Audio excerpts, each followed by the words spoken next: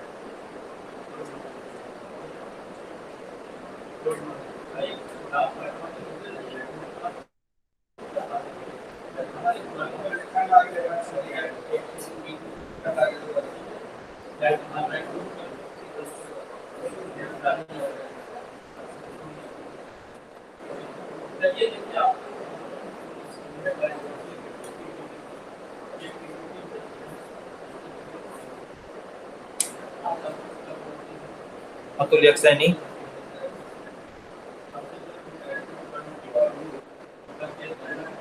Atul, yes sir. आवाज आ रही है?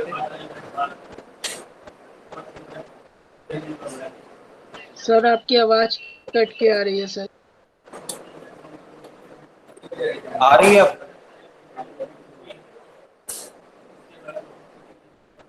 अतुल, हल्की हल्की आ रही है सर, मेरी तरफ दिक्कत होगा तो sir light. Yes. Yes sir. ठीक है, अभी बता।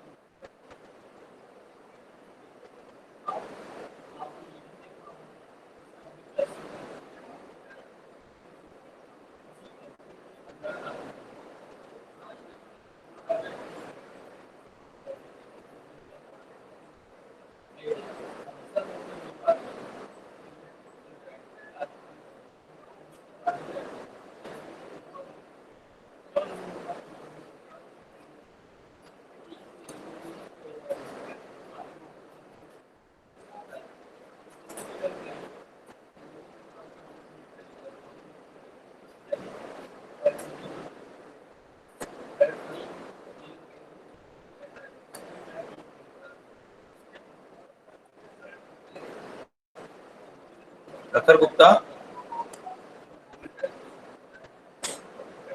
प्रखर,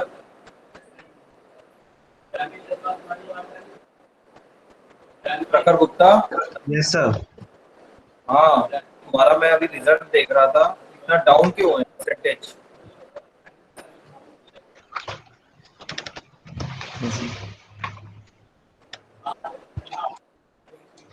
नहीं परसेंटेज डाउन क्यों है? 13 पोजीशन है तुम्हारी, क्लास में 13 पोजीशन है। वाई?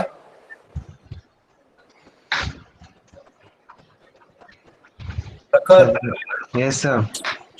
हाँ बोलिए। सर पता नहीं अब सर, मैं एमसीक्यू कहाँ नहीं गलत है? तो पेपर तो आपने ही दिए हुए हैं, 88% हाईएस्ट, और आपका इतना कम क्यों है?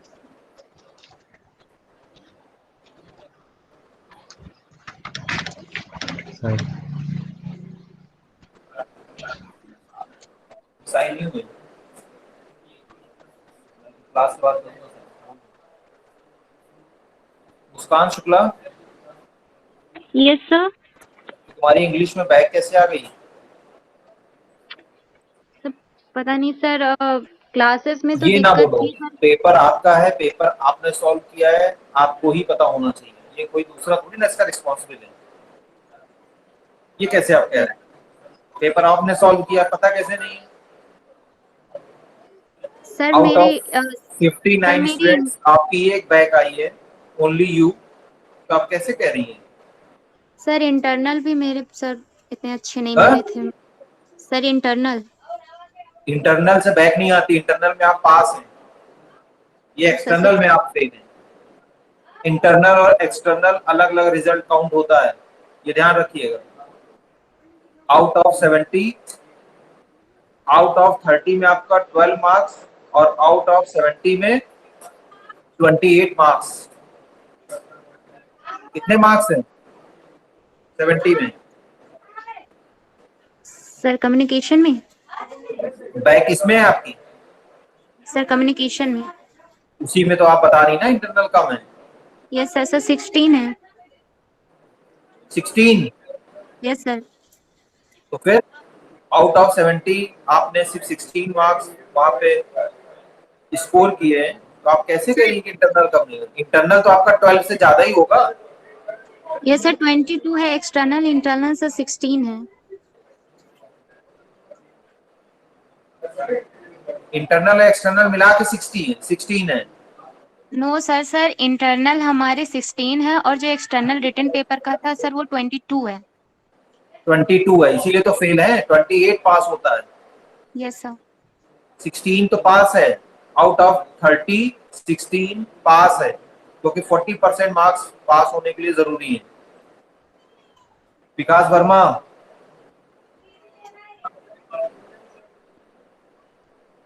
विकास वर्मा, मेरी वॉइस आ रही है आपकी, आपके पास? Yes sir. Congratulation yes sir. और good score in BCA first semester, Vikas Verma. Thank you sir. लेकिन मुझे इस बात की चिंता है कि सेकंड सेमेस्टर में आपका बहुत ही खराब रिकॉर्ड है अब तक। रीजन वो कुछ भी हो, आपकी क्विज भी नहीं आ रही, दो में से दोनों क्विज में आप अब्सेंट हैं, ठीक है, और बाकी चीजें भी आपकी बहुत ज्यादा डाउन पे चली जा रही हैं। अब मुझे नहीं यस सर। लग रहा सर है वो कोई एक्चुअली आप फीस की एफर्ट भी वजह से कर नहीं रहे हैं दे पा इसके रहा हूँ। लिए, हैं? सर वो क्विज में एक्चुअली एब्सेंट नहीं था, फीस की वजह से नहीं दे पा रहा हूँ। रीजन वही है ना भाई, उसके रिस्पॉन्सिबल तो आप ही हैं। अच्छा करेंगे तो भी आप रिस्पॉन्सिबल हैं, और नहीं कर पा रहे हैं तो उसके भी आप रिस्पॉन्सिबल हैं, उसमें किसी का कोई भी रोल नहीं है। Vikas Verma, yes sir, yes sir. जो भी है वो आपके साइड का है। पढ़ा आपने, आपने अच्छा किया, इसलिए मैंने सबसे पहले कॉन्ग्रेचुलेट किया आपको, क्योंकि आपने बहुत ही, क्योंकि पढ़ाया मैंने सबको एक जैसा, आपने चाहे लैब कही हो या बाकी हमारे फैकल्टीज ने, जो भी आपकी क्लास कंडक्ट हुई है, सभी ने एक जैसा ही सबको पढ़ाया, लेकिन आपने बहुत अच्छा परफॉर्म किया। उसी तरह जो आप फी वाली आप बात बता रहे हैं, वो रूल सबके लिए, वो आपके लिए भी है और बाकी के लिए भी है। तो जो यस नहीं सर। कर पा रहे हैं आप, या जिसकी वजह से आप नहीं दे पा रहे हैं, इसके रिस्पॉन्सिबल भी आप हैं। समझ रहे हैं ना? पढ़ाई यस को सर। आपने फर्स्ट सेमेस्टर बहुत अच्छे तरीके से हैंडल किया, बहुत अच्छी पढ़ाई की, गुड स्कोर आपने अचीव किए। यहाँ पे कुछ भी रीजन हो, मैं इसलिए रीजन को हाईलाइट नहीं कर रहा हूँ, मैं तो सिर्फ एक कंक्लूजन ड्रा कर रहा हूँ। तो यस सर। जो भी है उसके भी रिस्पॉन्सिबल आप हैं, और अगर क्विज की वजह से नहीं भी दे पाएंगे तो डेफिनेटली ये आपका नुकसान होगा। जितने दिन आप इसको होल्ड करते चले जाएंगे उतना ही ये नुकसान होगा। मैं इसलिए थोड़ा सा as a academician, head of department में, इसलिए थोड़ा परेशान हूँ कि हमारा एक अच्छा बच्चा इन सब वजह से काम नहीं कर पा रहा। Yes sir. सोल्यूशन है नहीं, वो हम आपको बता चुके हैं, वो सोल्यूशन हमारे पास नहीं है, वो सोल्यूशन आपके। Yes sir. ठीक है। Okay sir. इसके अलावा जिनका भी, एक तो आप सबको पता है, कोई ये नहीं कह सकता कि मुझे ये नहीं पता है कि कौन किस लिए रुका हुआ है, कौन किस क्विज में किस रीजन से वो रोका गया है मैनेजमेंट के थ्रू। ये अब सबको पता हो गया है। ठीक है। अब किसी को नहीं भी ऐसा कोई डाउट भी नहीं होना चाहिए, चाहे वो अतुल पांडे हो, मयंक यादव, उत्कर्ष, अदिति राय, चेतन का तो हो गया है, आयुषी, यश, विकास वर्मा, दिव्यांश सिंह, अर्जुन सिंह, सूर्यांश, शांतनु, लक्ष्मी मौर्य। आप भी अपना बेटा देख लीजिए, आपका थोड़ा सा कुछ अभी बचा हुआ है, उसको जल्दी जल्दी क्लियर कर लीजिए। यस ठीक है लक्ष्मी बेटा, इसको जल्दी जल्दी क्लियर कर लीजिए बिफोर नेक्स्ट क्विज। सर मेरी फीस सबमिट है सारी, बस थोड़ा कुछ गड़बड़ है। जो भी है बेटा, जो भी है वो फैकल्टी के डोमेन में नहीं आता है। हम सिर्फ पढ़ाई की बात कर सकते हैं, पढ़ाई की ही बात कर रहे हैं, और ये जो हमारी बात है वो सिर्फ और सिर्फ आपके फ्यूचर, आपके एकेडमिक कैरियर को ध्यान में रख के ही हम इतनी बात कर रहे हैं। जो आपका थोड़ा सा टाइम जो है इधर ले रहे हैं, ये भी जरूरी है, ये काउंसलिंग भी जरूरी है। बहुत सारे बच्चे डायरेक्टली बताते हैं हमें ये पता नहीं है, तो ये मैं आपको बता रहा हूँ। दूसरा, यहाँ पे फेयर इवैल्यूएशन होता है, जिसने कोई भी प्रीवियस 2 क्विज दी है वो गलत तरीके से अगर दी है, वो ऑथराइज नहीं है, उनको सबको पता है कि क्या ऑथराइज वे है क्या नहीं है, तो वो उनकी क्विज इवैल्यूएट नहीं होगी। ये ऑलरेडी मैनेजमेंट के थ्रू इनको इंस्ट्रक्शन है, 3-4 लेवल पे जाके इंस्ट्रक्शन है। तो आप अपने टीचर से क्रॉस क्वेरी इन सब चीजों से रिलेटेड ना करें। ठीक है मुस्कान, बार बार किसी फैकल्टी को फोन मत करिए, ना ही प्रशांत सर को बताइए कि नहीं ऐसा हो गया वैसा हो गया, ना ही राजीव सर को बार बार फोन करिए, क्योंकि उनके पास ऑलरेडी इंस्ट्रक्शंस हैं उनको क्या करना है। और हम लोग आपसे बहुत ज्यादा एक्टिव हैं आपके लिए, इतना आप अपने लिए एक्टिव नहीं है जितना हम आपके लिए एक्टिव है। आप कहीं भी जाके किसी भी फोरम पे इसको चेक कर सकते हैं। आपका जरा भी नुकसान होता है तो आप लोग को शायद इतनी तकलीफ नहीं होती जितनी प्रॉब्लम या तकलीफ हम लोग को होती है, चाहे as course writer Rajiv sir हो, चाहे डिपार्टमेंट के गार्जियन के हिसाब से अगर आप देखा जाए तो मुझे उतनी ही ज्यादा तकलीफ होती है। लेकिन आप कोई भी रॉन्ग तरीके से किसी फैकल्टी पे प्रेशर मत क्रिएट करिए।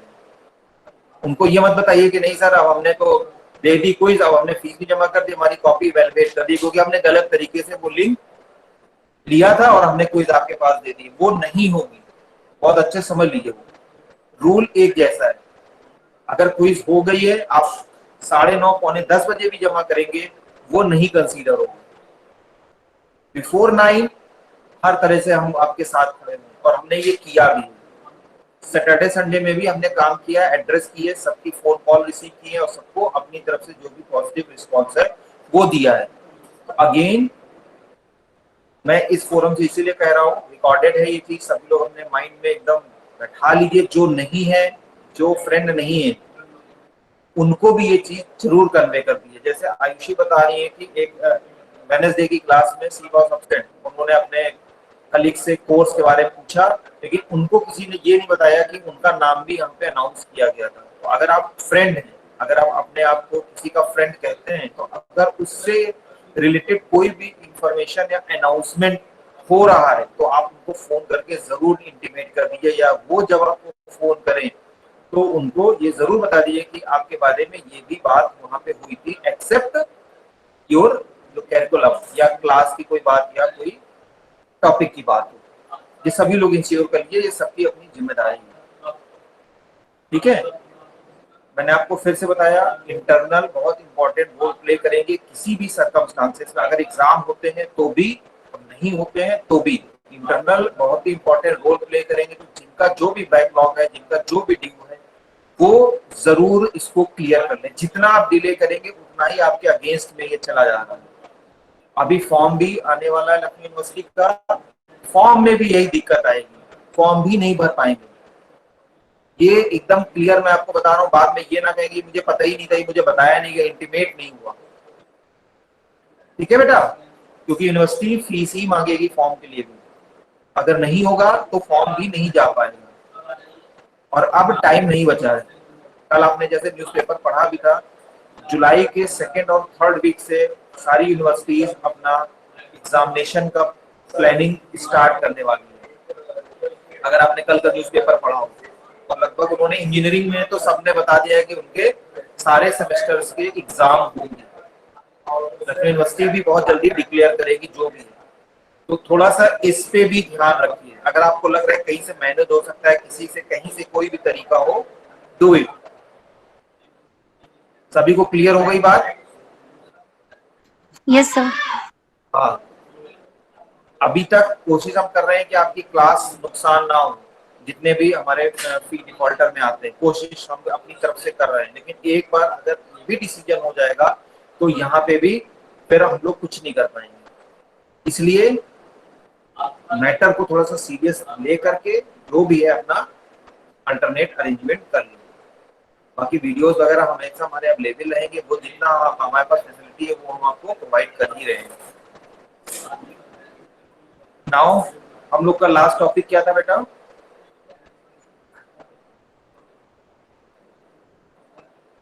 सर क्यू इंसर्शन का एल्गोरिथम। हाँ, क्यू में हम लोग डिस्कस करते हैं।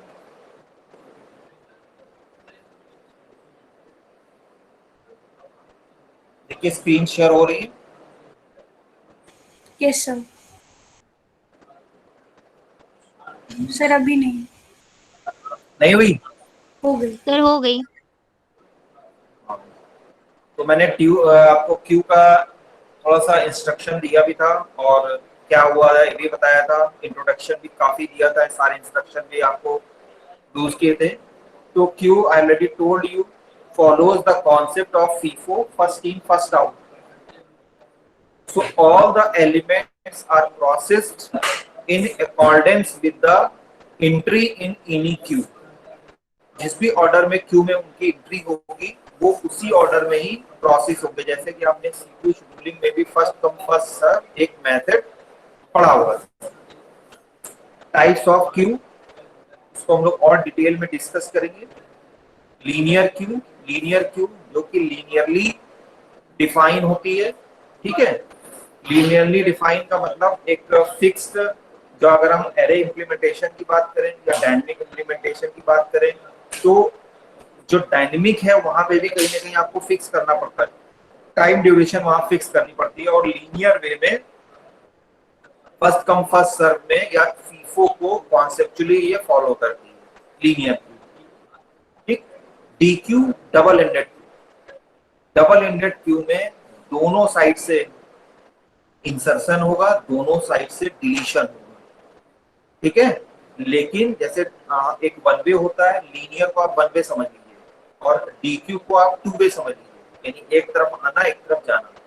लेकिन टू वे में जब हमने बताया एक तरफ आना एक तरफ जाना, तो इसको हमें इस फॉर्म में बनाने के लिए रिस्ट्रिक्शंस लगाने पड़ते हैं, यानी input restricted DQ, output restricted DQ. क्योंकि हमने ऑलरेडी बताया डीक्यू में डबल एंडेड क्यू, दोनों ही एंड से इंसर्शन होगा, इधर से भी इंसर्शन लेफ्ट से भी हो रहा है राइट से भी हो रहा है। लीनियर क्यू में तो एक साइड से इंसर्शन होगा, दूसरे साइड से डिलीशन होता चला जाएगा, प्रोसेस का जॉब वो निकलता चला जाएगा। लेकिन यहाँ पे साइमल्टेनियसली लेफ्ट एंड से भी इंसर्शन और डिलीशन होगा, राइट एंड से भी इंसर्शन एंड डिलीशन होगा। लेकिन कॉम्प्लेक्सिटी, कोलिजन, ओवरक्राउड, इन सब से बचने के लिए हम क्या करेंगे, इनके एंड्स को रिस्ट्रिक्ट कर देंगे। तो हमने जो बताया टू वे का भी मतलब इनपुट और आउटपुट रिस्ट्रिक्टेड क्यू, यानी एक साइड आना एक साइड जाना। लेफ्ट और राइट का जो कॉन्सेप्ट होता है, जो हम लोग टू वे की बात करते हैं, हाईवे के जो दो लेन अलग अलग होते हैं, दो लेन का मतलब वो मत समझिएगा कि एक ही साइड के जो 4 लेन और 3 लेन, आना और जाना, हम उन 2 क्लासिकल लेन की बात कर रहे हैं। एक तरफ आप एंट्री और एक तरफ से एग्जिट, या एक तरफ स्टार्टिंग दूसरी साइड से रिटर्निंग प्रोसीजर फॉलो होता है। थर्ड है प्रायोरिटी क्यू।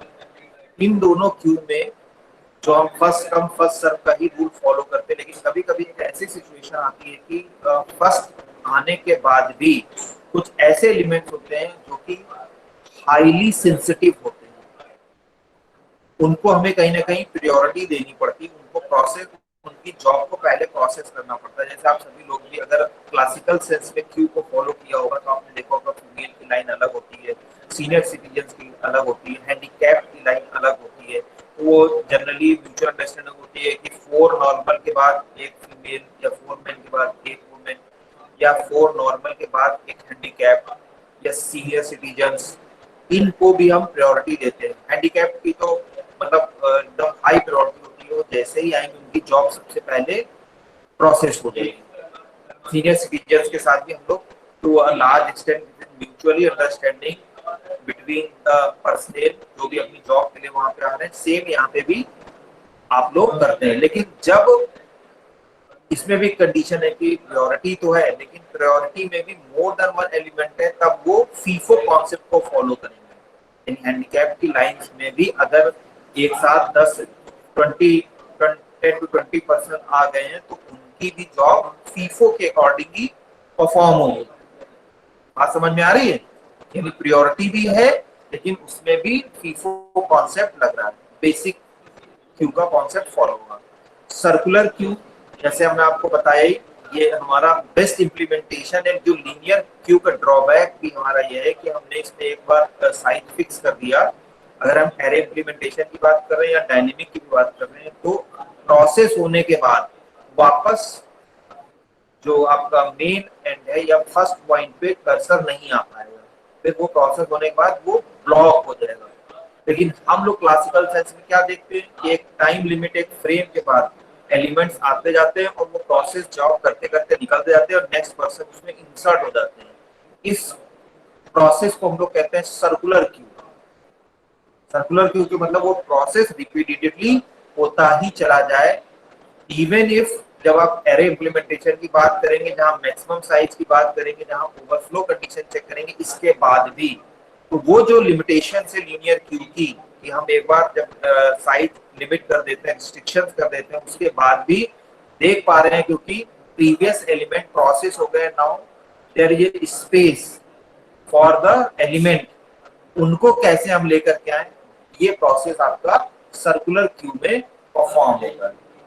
ठीक है, मतलब आप क्या करते हैं सर्कुलर क्यू में, क्या करेंगे, लास्ट वाले नोड में फर्स्ट वाले नोड का एड्रेस प्रोड्यूस कर देंगे। अगर हम जब इसको लिंक इम्प्लीमेंटेशन करेंगे, एरे इम्प्लीमेंटेशन करेंगे, तब भी घुमा करके इसको प्रोसेस को रीबैक कर करके या बैक ट्रैक करके हम फर्स्ट पोजीशन पे ले आएंगे। इसका हम आपको एक क्वेश्चन सॉल्व कराएंगे, उसमें मेथड भी बताएंगे किस तरह से इसको हम सॉल्व करते हैं और प्रोग्रामिंग किस तरह से इसको इम्प्लीमेंट करेंगे। आपके सिलेबस में ज्यादातर लीनियर क्यू का ही इम्प्लीमेंटेशन है, वो प्रोग्राम भी है और उसके न्यूमेरिकल्स भी हैं। न्यूमेरिकल स्टैक के कंपैरिजन में थोड़े से इसकी प्रायोरिटी कम होती है, थोड़े कम पूछे जाते हैं, लेकिन पूछे जाते हैं न्यूमेरिकल क्यू में भी। सो this is all about the introduction of types of queue. Now come to the basic operations. Heading डाल लीजिए। Insertion. Insertion is carried out with the help of special pointer name rear and deletion.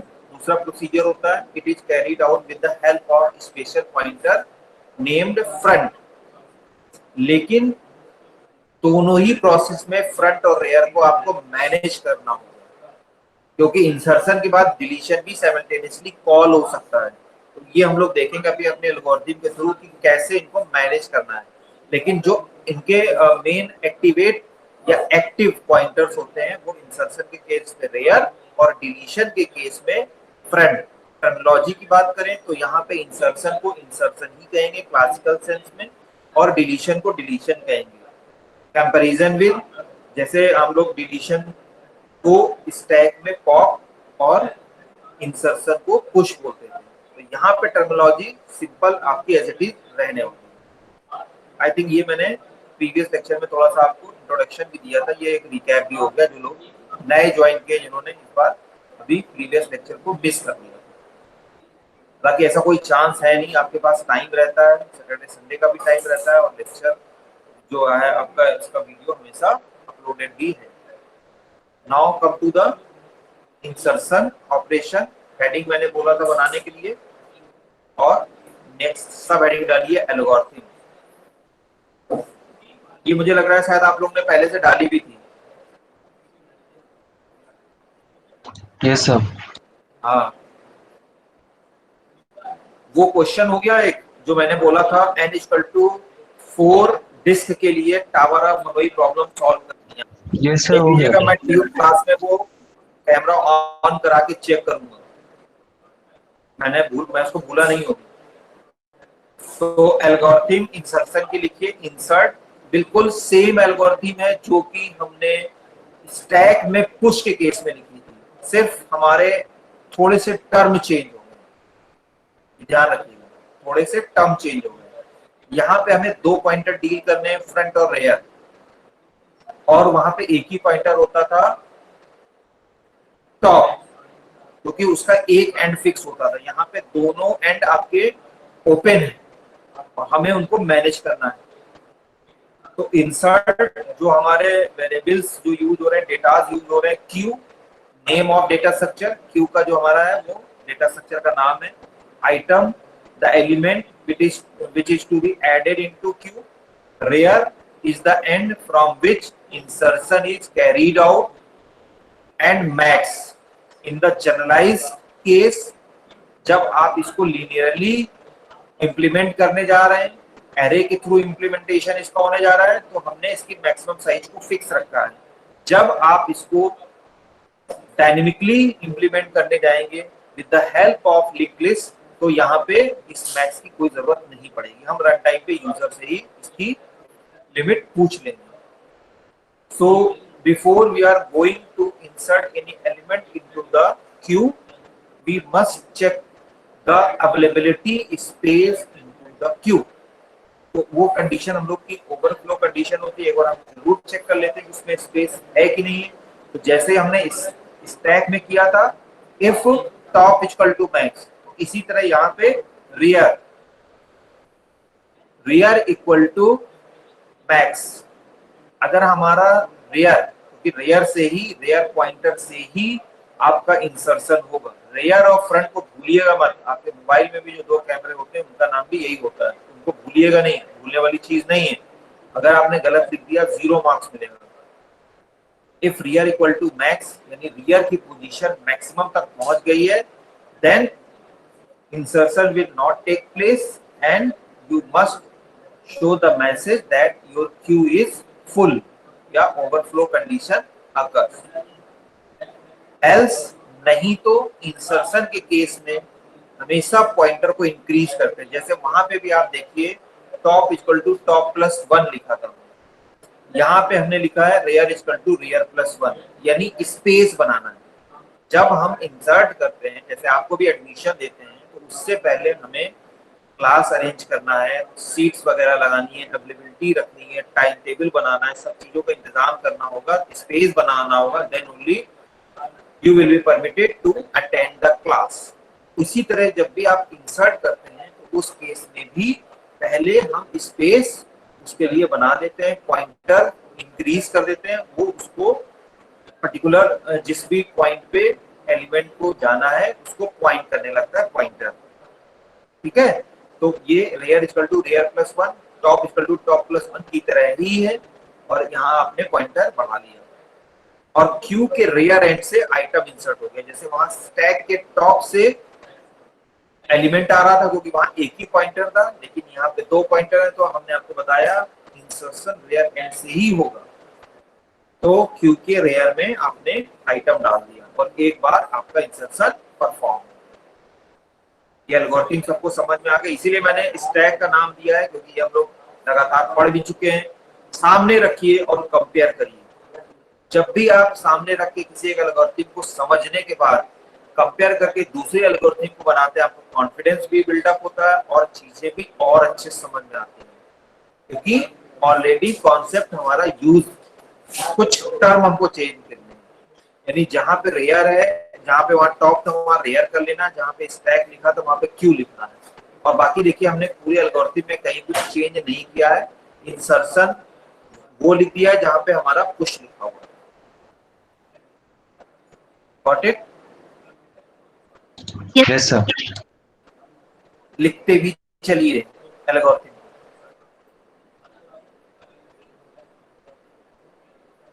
अभी हम एक question भी solve करेंगे, ये दोनों algorithm आपकी ट्रेस भी हो जाएंगे। सेकंड लिखिए deletion operation.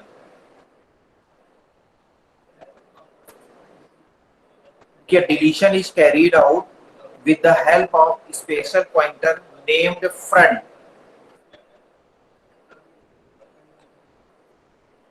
Named front. Front end से हमने डिलीशन कॉल किया। एल्गोरिथम लिख लीजिए और फिर से पॉप के एल्गोरिथम अगर अपने आप सामने रख पाएंगे तो पॉप की जगह हमने यहाँ डिलीट लिखा, क्यू उस डेटा स्ट्रक्चर का नाम है, आइटम जो कि आपको डिलीट करना है, और फ्रंट डिलीशन मैंने ऑलरेडी आपको बताया कि डिलीशन फ्रंट एंड से यहाँ पे परफॉर्म होगा। जो पॉइंटर है यहाँ पे मेन एक्टिव पॉइंटर आपका फ्रंट होगा। ये बात समझ में आई? वहां पे टॉप ही था, एक ही पॉइंटर था, उसी से इंसर्शन उसी से डिलीशन होता था। यहाँ पे दो पॉइंटर हैं, इंसर्शन के लिए रेयर और डिलीशन के लिए फ्रंट।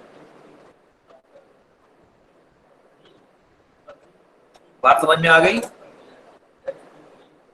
Yes sir. ठीक, एल्गोरिथम का पहला point, whenever we call pop or delete operation, so we must ensure about the availability of that particular item into the queue.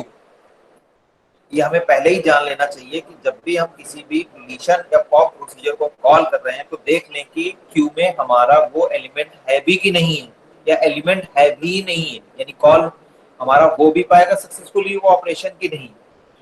इसके लिए हमेशा हम लोग अंडरफ्लो कंडीशन चेक करते हैं, और जब हम डिस्प्ले करते हैं यानी ट्रैवर्सिंग करते हैं तब भी हम लोग ये जरूर चेक कर लेते हैं कि जब भी हम डिस्प्ले करने जा रहे हैं, ट्रैवर्सिंग करने जा रहे हैं, तो एलिमेंट वहां पे है या नहीं।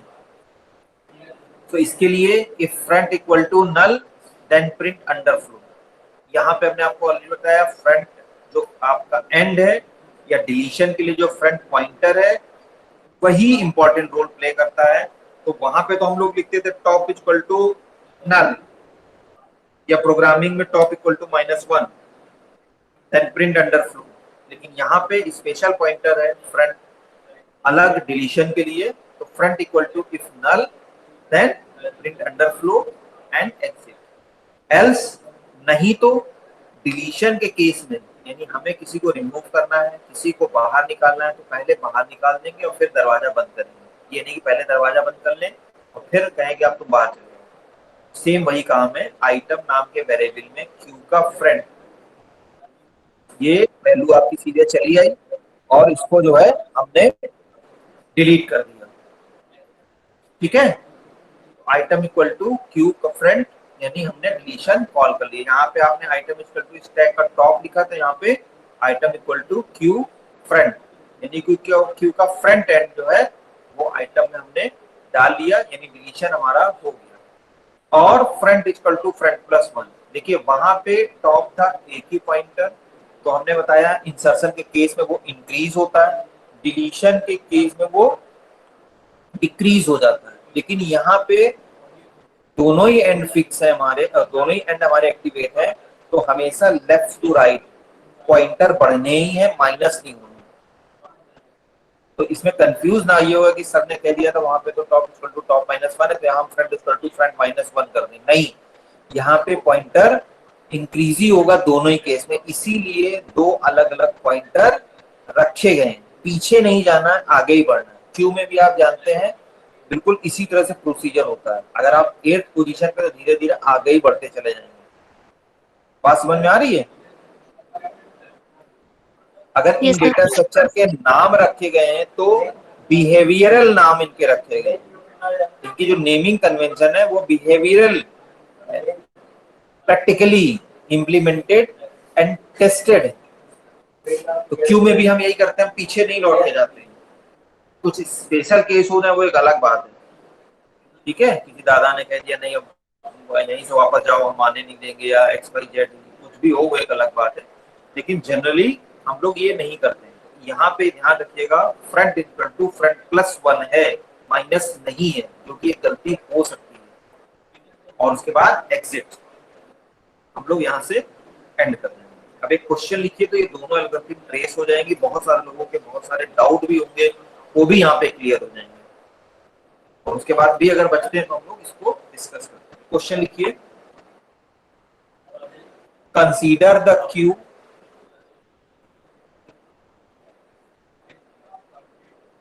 which has 6 memory cells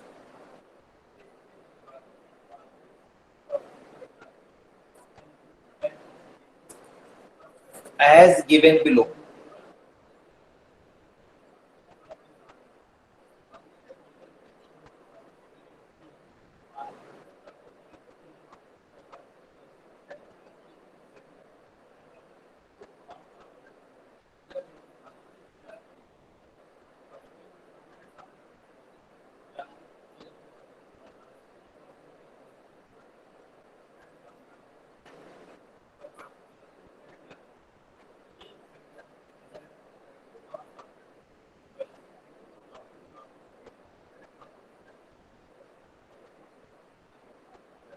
ठीक है, perform the following operation.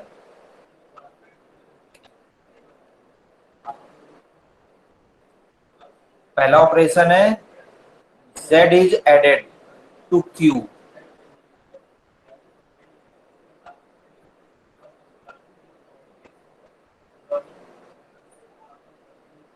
Second है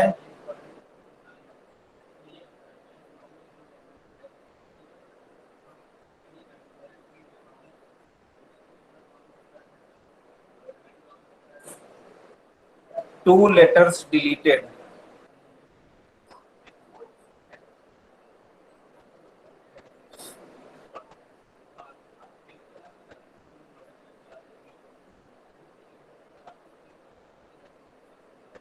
थर्ड है P, Q are added,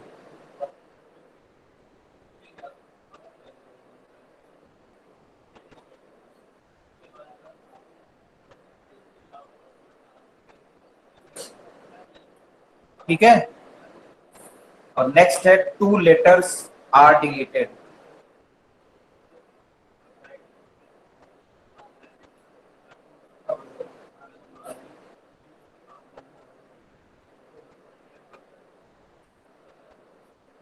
लिख लिया सभी ने क्वेश्चन?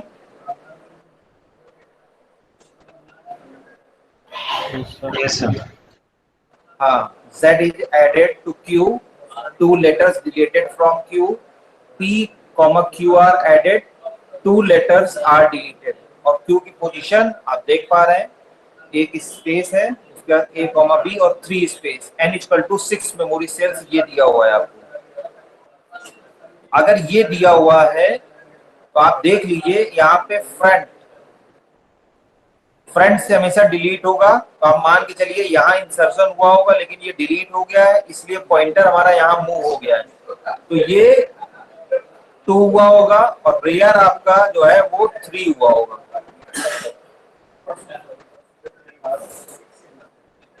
इसमें किसी को कोई डाउट है तो पूछ सकता है कि ये सब कैसे हो गया।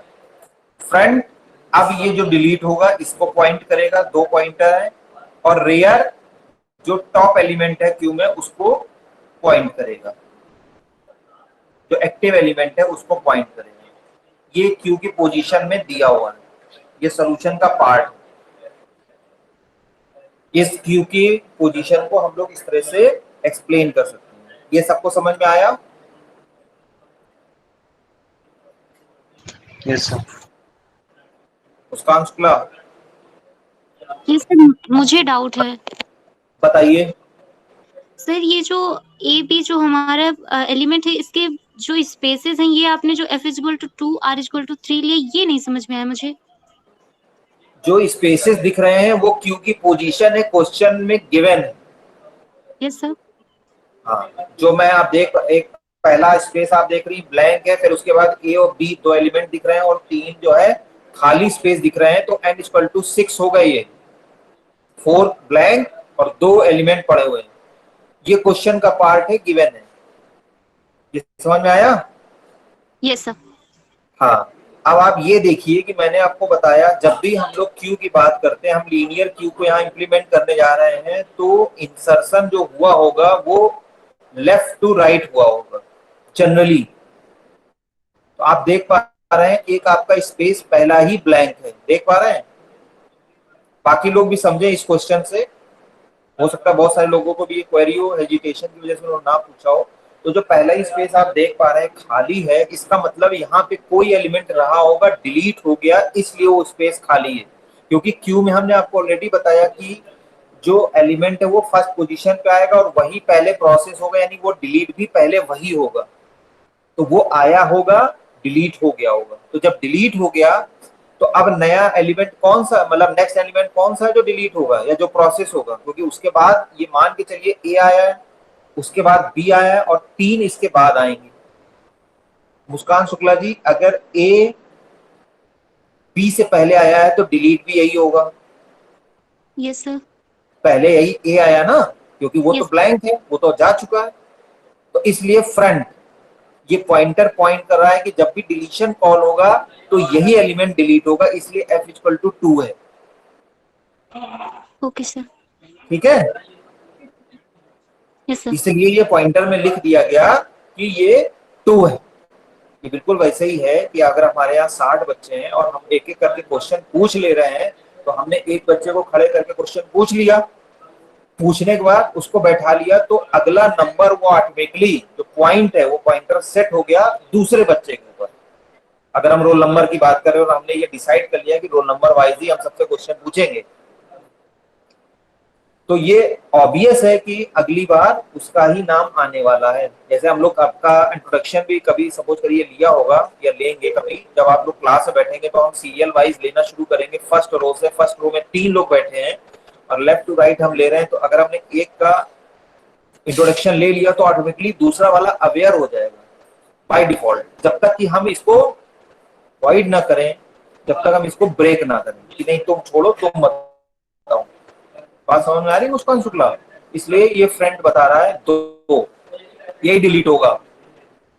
ठीक है, और r इक्वल टू 3 का मतलब हुआ कि ये हमारा लास्ट एलिमेंट क्यू में आया हुआ है। लास्ट का मतलब ए और बी आए, तो ए पहले आ चुका इसलिए पहले जाएगा, फ्रंट 2 है, और बी अब तक का आखिरी एलिमेंट है जो कि यहाँ पे क्यू में पड़ा हुआ है। तो रियर जो है यहाँ पे अब फर्दर इंसर्शन 4th वाले ब्लॉक में होगा, जो स्पेस आप देख पा रही हैं। Yes sir. हाँ, इसलिए रेयर, क्योंकि एलिमेंट को ही पॉइंट करते हैं, किसी खाली पॉइंट को जो करेंगे नहीं, खाली वाला होगा तो होगा ही नहीं, इंसर्शन ही नहीं होगा, वो भी हम केस आपको बताएंगे। इसलिए 3 है, अगला इंसर्शन 4th पे होगा, क्योंकि आप पॉइंटर बढ़ाएंगे, स्पेस पहले क्रिएट करेंगे, तो जैसे ही pointer r equal to r plus 1 करेंगे, rear equal to rear plus 1, वो 4 पे चला जाएगा, और 4 पे आप देख पा रही ब्लैंक स्पेस है, तभी इंसर्शन हो पाएगा। आई थिंक, मुझे लग रहा है सभी के डाउट क्लियर हो गए होंगे इस क्वेश्चन के बाद। Ananya, yes sir. अब देखिए क्वेश्चन है हमारा z इज एडेड, z को मुझे ऐड करना है, तो उससे पहले ही हमें ध्यान रखना है ओवरफ्लो कंडीशन चेक करेंगे। तो रियर जो है हमारा मैक्स नहीं है, क्योंकि रियर आपका कितना है 3 है, जो कि मैक्स नहीं है। क्रॉस मैंने लगा दिया, मैक्स नहीं है, क्रॉस का मतलब मैक्स नहीं है। ठीक है, क्रॉस लगाया, मैक्स नहीं है, तो इंसर्शन हो जाएगा। इंसर्शन करने के लिए पहले पॉइंटर इंक्रीज करना पड़ेगा। मैं यहाँ रियर को r लिख दे रहा हूँ शॉर्ट में, r equal to r plus 1, यानी 3 प्लस 1 कितना आया 4। ठीक है, ये हुआ। तो Q के रेयर यानी 4 पे एलिमेंट क्या है, आइटम क्या है, क्या है आइटम Z. Z, यानी यहाँ पे Z आ गया,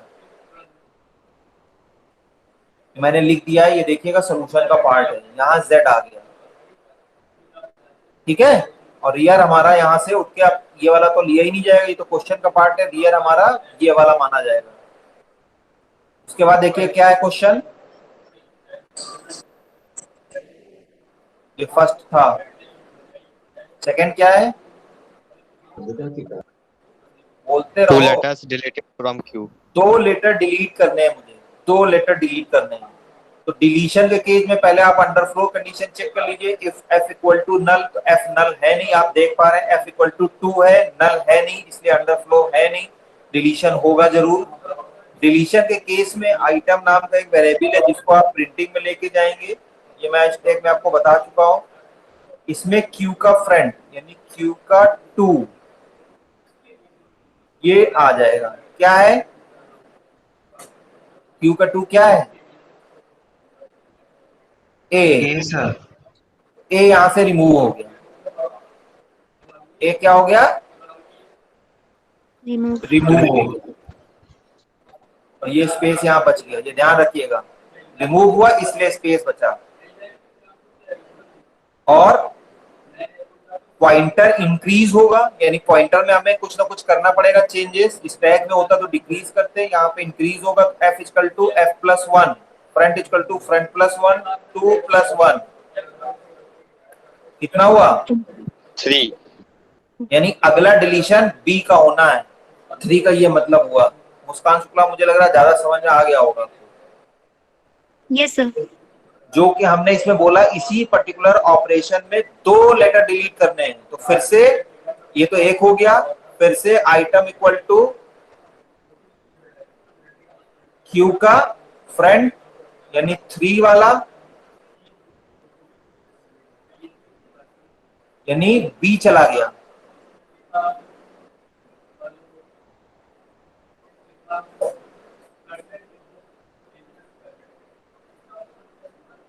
b चला गया और फ्रंट की वैल्यू कितनी हो गई? 4।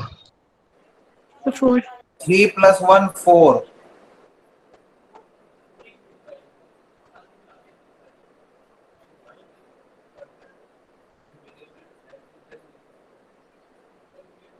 थर्ड ऑपरेशन हम लोग देखेंगे। एक बार और अच्छे से समझ लीजिए, क्यू में कितने एलिमेंट हैं इस समय?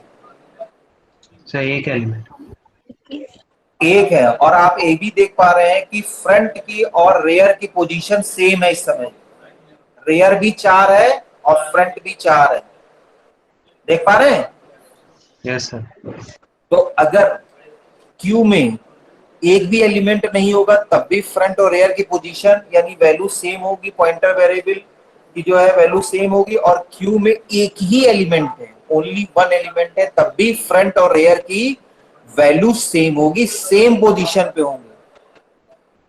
देख पा रहे हैं? फ्रंट भी 4 है, रेयर भी 4 है, यानी एक ही एलिमेंट है, तो इसी को पॉइंट होगा, क्योंकि यही एलिमेंट डिलीट भी होगा। मुस्कान शुक्ला, आपने पूछा था कैसे आ रहा है, क्योंकि हमको डिलीट करना है तो यही एलिमेंट डिलीट होगा, जेड।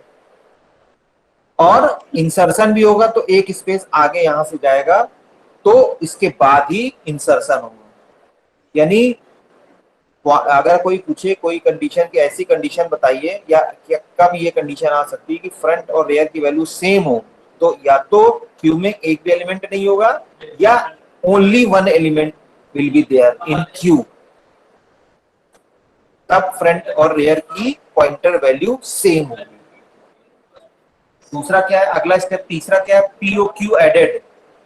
तो P ऐड करने के लिए आप पहले रेयर की पोजीशन ओवरफ्लो चेक करेंगे। यहाँ पे 4,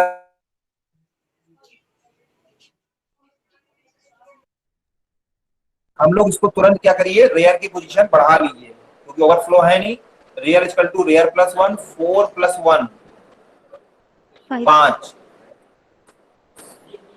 और क्यू के रेयर यानी 5 में आपका क्या चला गया? P, यहाँ पे P आ गया।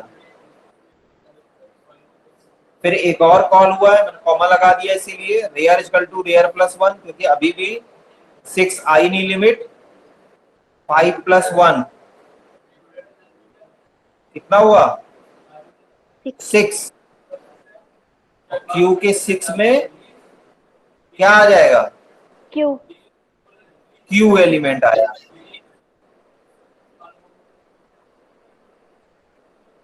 ये रियल पोजीशन 6 हो गई और यहाँ पे एलिमेंट आ गया। अब आ रहा है 2 लेटर डिलीटेड। 2 लेटर डिलीटेड है, फोर्थ में लिख दे रहा हूं यहाँ पे।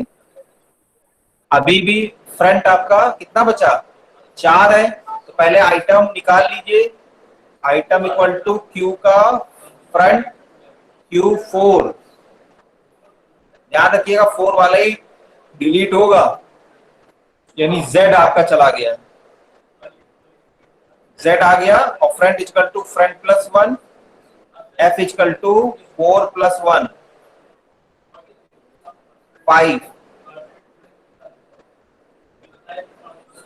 एक और हमें डिलीट करना है क्योंकि 2 लीटर के लिए बोला गया है।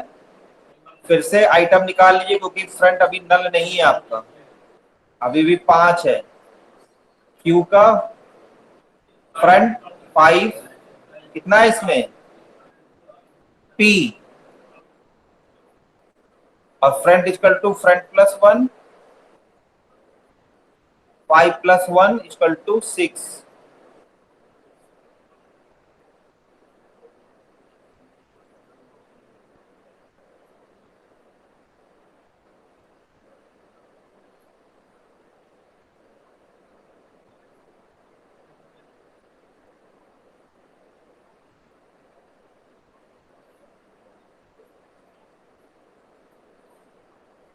तो P भी निकल गया। अब कितना बचा एलिमेंट? 7 बचा Q। बस Q बचा। अगर Q भी नल निकल जाएगा तो नल बच जाएगा, ठीक है। तो उस केस में हम लोग फिर से एल्गोरिथम डिस्कस करेंगे, उसमें सेट करा देंगे इसकी वैल्यू नल पे हो जाएगी। तो एल्गोरिथम देखिए हमारी सारी यहाँ पे ट्रेस हो गई, जितने भी हमने टर्म पढ़े थे एल्गोरिथम के वो सारे इस क्वेश्चन से ट्रेस हो गए। अगर हम फिर से कह दे 2 लेटर डिलीटेड तो क्या होगा? एक तो चला जाएगा, लेकिन दूसरे केस में अंडरफ्लो कंडीशन आ जाएगी, आ जाएगी। Yes sir. और देखिए एक और क्या दिक्कत आने वाली है। अब हम अगर कह दें कि देखिए लीनियर क्यू का क्या ड्रॉबैक है, अगर हम कह दें कि एक एलिमेंट और इंसर्ट करा दी, यानी सपोज करिए S हम एक एक S एलिमेंट हम इंसर्ट कराने जा रहे हैं क्यू में, क्योंकि आप देख पा रहे हैं क्यू में हमारे पास स्पेस है, देख पा रहे हैं 1 2 3 4 5 स्पेस है, देख पा रहे हैं आप? Yes sir. Yes sir. लेकिन हम कर नहीं पाएंगे क्योंकि जैसे ही आपने कंडीशन चेक करी ओवरफ्लो की, तो अब रियर तो 6 पहुंच गया है, ये देखिए यहाँ पे देख रहे हैं। तो जैसा ही आपने चेक किया ये मैक्सिमम पहुंच गया है, क्योंकि मैक्सिमम आपका यहाँ n=6 दिया ही हुआ है। तो भले ही आपके पास यहाँ स्पेस दिख रहा हो 5 का, लेकिन आप इंसर्ट नहीं कर पाएंगे क्योंकि इसकी वैल्यू आपकी एक्सट्रीम पे पहुंच चुकी है। तो ये लीनियर क्यू का ये ड्रॉबैक है, इसी को ओवरकम करने के लिए हमने सर्कुलर क्यू का आपको कॉन्सेप्ट दिया था, समझ रहे हैं? Yes sir.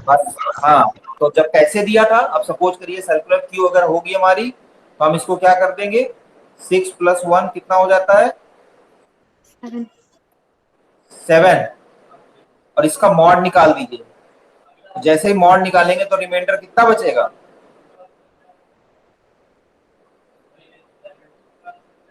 1, रिमाइंडर बचेगा 1।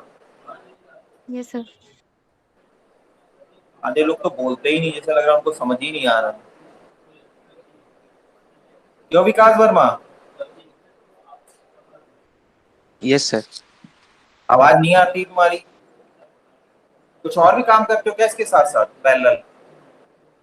नो सर, मैं तो बोल रहा हूँ। आवाज आई नहीं। तो जैसे ही आप इसका मॉड निकाल देंगे 6 से, क्योंकि लिमिट हमारी मैक्सिमम 6 है और 7 हमने यहाँ बढ़ा लिया, तो जब मॉड निकालेंगे रिमाइंडर आपका बचेगा 1। तो जैसे ही 1 पे आया तो यहाँ इंसर्शन आपका हो जाएगा। लेकिन वो कॉन्सेप्ट सर्कुलर क्यू में फॉलो होगा, यहाँ तक तो ये नहीं चल पाएगा, ये लीनियर क्यू में ये पॉसिबिलिटी नहीं है, बस ओवरफ्लो होके ही छूट जाएगा। So this is drawback of linear queue, इसलिए मैंने ऐसा एग्जाम्पल लिया है। Now come to the practical implementation of this particular program. Same stack की तरह पूरा प्रोग्राम है, कोई भी चेंजेस नहीं है। आप अपना प्रोग्राम देखिए निकाल करके, स्टैक का नाम हमने यहाँ पे डेटा स्ट्रक्चर का चेंज किया हुआ है। वहां पे टॉप = -1 लिया था, यहाँ हमने एरे इंप्लीमेंट करना है इसको, इसलिए हमने रियर -1 और फ्रंट भी -1 ले लिए, क्योंकि हमने आपको बताया ये जैसे ही हम इंक्रीज करेंगे, -1 +1 मिलकर 0 हो जाएगा और रेयर के 0 एंड में आपका पहला एलिमेंट इंसर्ट हो जाएगा, which is the property of array also, क्योंकि एरे में भी जो आपका नंबर इंडेक्स नंबर होता है वो 0 to n-1 होता है। ये मुझे लग रहा है कॉन्सेप्ट मैं बता चुका हूँ, बहुत लोगों को दिक्कत नहीं होगी इसमें। Yes sir. हाँ, इसीलिए मैंने इनिशियली -1 और फ्रंट और ये दोनों -1 ले लिए। Entire program is same except changing of naming. Push था, इंसर्ट किया, वहां पे पॉप था, डिलीट किया, बाकी चारों ऑप्शन वही है। इंसर्ट वहां पुश लिखा था, इंसर्ट लिख दिया, ब्रेक पॉप लिखा था, डिलीट ब्रेक डिस्प्ले एग्जिट, पूरा प्रोग्राम आपका सेम वही है। वो हमने लिंक लिस्ट से ही चेंज नहीं किया है। चेंजेस आपको यहाँ दिखेंगे इंसर्ट के केस में। If you can write also this particular function. ये हमारा एलिमेंट है आइटम, जिसको हमने एडेड आइटम का नाम दिया है। If rear equal to max -1, C programming है, हमको इम्प्लीमेंटेशन करना है इसलिए डबल इक्वल टू हमने लगाया है। अगर ऐसा है तो क्यू ओवरफ्लो है। मैक्स -1 मैंने आपको ऑलरेडी बताया हुआ है कि लिमिट आपकी 0 to n-1 चलेगी। हमने -1 ऑलरेडी रेयर की पोजीशन सेट कर दी है, तो मैक्सिमम भी -1 हो जाएगा। ठीक है, overflow. Else if front equal to -1, front equal to 0। Programming में ये आपको करना पड़ेगा। ये समझ में आया क्यों करना पड़ेगा? कोई रीजन बताएगा?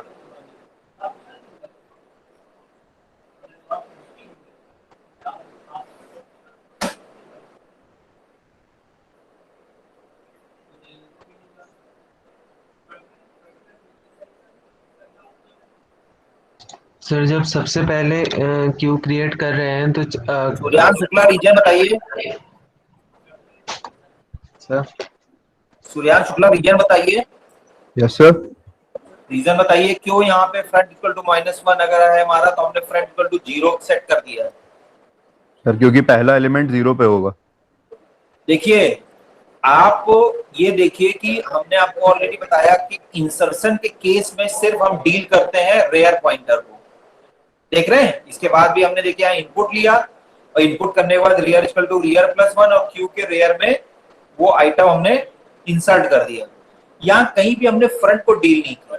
तो जैसे ही आप इंसर्ट कर देंगे तो रेयर इक्वल टू रेयर +1, यहाँ -1, देखिए -1 और +1 इक्वल टू मिलके कितना हो जाएगा 0।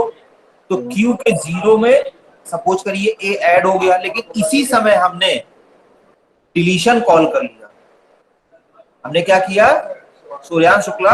डिलीशन कॉल कर लिया। Yes sir. तो डिलीशन हमारे पास एलिमेंट तो है लेकिन हम कॉल नहीं कर पाएंगे क्योंकि हमने ऑलरेडी यहाँ पे ग्लोबली वैल्यू इसकी फ्रंट इक्वल टू -1 डिसाइड करके रखी हुई है।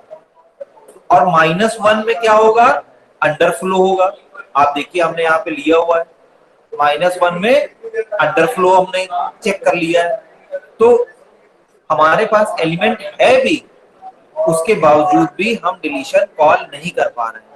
इसीलिए हमने जैसे ही इंसर्शन किया उससे पहले ही हमने क्या किया, क्योंकि हमें पता है अब हम इंसर्शन करने जा ही रहे हैं, तो अगर इनिशियली एम्प्टी है और फ्रंट इक्वल टू -1 है तो हमने फ्रंट को 0 सेट कर दिया। समझ रहे हैं? ये हमने एल्गो में नहीं लिखा था, ये प्रोग्रामिंग में हमने लिखा है कि ये हमारी चेतन गुप्ता होल्ड, भाग के नहीं जाना है। इस क्लास इंपॉर्टेंट नहीं है कोई क्लास, या जो भी क्लास आप करेक्ट कर रहे हैं। और अभी 2 मिनट है हमारे पास, इसलिए हमने यहाँ पे इसको 0 सेट कर दिया, जिससे अगर एक इंस्ट्रक्शन के बाद भी डिलीशन कॉल हो जाए तो हम उसको इनिशिएट कर पाए, या अगर हम इसको सेट भी नहीं करेंगे तो कोई ऐसा प्रोविजन भी नहीं है कि हमारा 0 पे या पहले एलिमेंट पे आएगा, वो ऐसे ही पड़ा रहेगा नल में। बाकी सारे स्टेप आपके पूरे सेम है जो हमने एल्गोरिथम में लिखवाए थे, कोई स्टेप हमारा बदला नहीं है। इसको नोट डाउन जरूर कर लीजिए, प्रोग्राम को कॉपी में भी लिखा होना चाहिए। बहुत सारी एक्टिविटीज आपकी बच्ची है, नोट्स नहीं आ रहे हैं, ट्यूब शीट नहीं आ रही है, मैं आपको बार बार बता रहा हूँ, वो सब एक्टिविटीज इंपॉर्टेंट है, इसलिए जो मैं बोल रहा हूँ वो क्लास में जरूर सुनिए।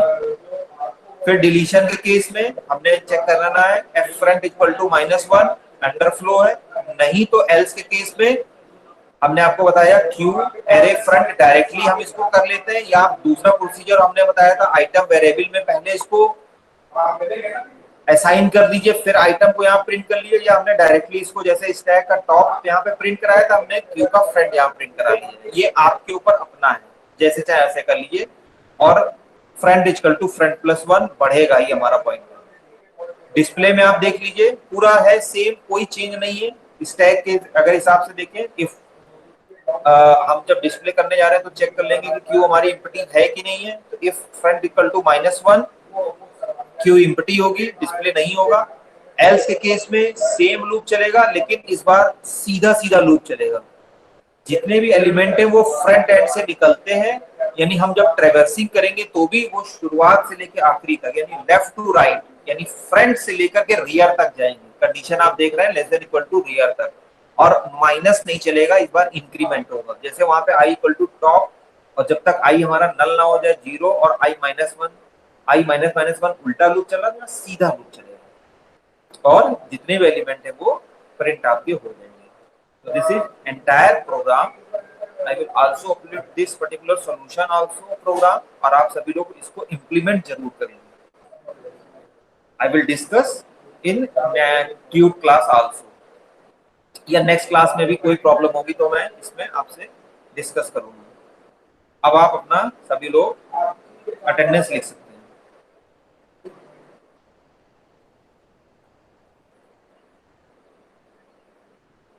अटेंडेंस लिख के लीव कर सकते हैं, किसी कोई प्रॉब्लम है तो वो स्टे कर सकता है, पूछ सकता है मुझसे, लेकिन ये बीच में मुझे पसंद नहीं है, जब तक कि मैं कहूँ ना ओवर। और मैं 12 बजे के बाद वैसे भी रुकता नहीं हूँ, अभी 12 ही बजा है exact.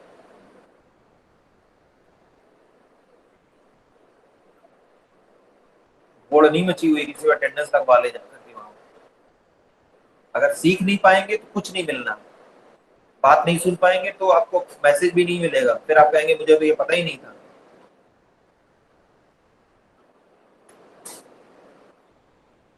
All are required to put your attendance into chat box. Hello sir. जी सुनियान श्रीवास्तव बताएं। सर वो अटेंडेंस मेरी मार्क कर लीजिएगा सर, यहाँ से वो मैसेज टाइप नहीं हो पा रहा है। अच्छा ठीक है, ओके। आपका वो फीस का था वो क्लियर हुआ बेटा? ये सर बारिश हो रही है, शाम को जैसे बंद होती है मैं निकलूंगा यहाँ से। बारिश या सर बारिश हो रुकती है मैं तुरंत निकलूंगा, मैं आ गया हूँ। ठीक ठीक, जैसा तुमको लगे वही मैंने कहा आपको बता दें। अकाउंट में चले जाइएगा। वो बारिश हो रही ना सुबह से, वरना सुबह ही आ जाता। Okay okay, no problem no problem no problem. आपका फोन आया था, आप जितने कंसर्न मैं उतना कंसर्न हूँ, मैं कॉलेज में ही बैठा हूँ, मैंने कहा आपको बता दूं, बाकी आप अपने कन्वीनियंट के हिसाब से देख लीजिए, ठीक है बेटा? सर। Yes sir. कौन? सर आंचल श्रीवास्तव। बताइए। सर वो आपने जो क्विक सॉर्ट बताया था, हाँ, तो उसमें सर जब हम लोग जो प्रोसेस हो रहा है राइट से लेफ्ट जब जाएंगे तो सर जो वो पाइवट एलिमेंट है उससे छोटा एलिमेंट ढूंढना है या सबसे छोटा एलिमेंट ढूंढना है? उससे छोटा ढूंढना है, सबसे नहीं छोड़ना, छोटा ढूंढना है। जो फर्स्ट स्मॉलेस्ट एलिमेंट मिलेगा पिवोट से, पूरे से नहीं है। Okay sir. टारगेट जो है हमारा पिवोट है बेटा। Okay sir.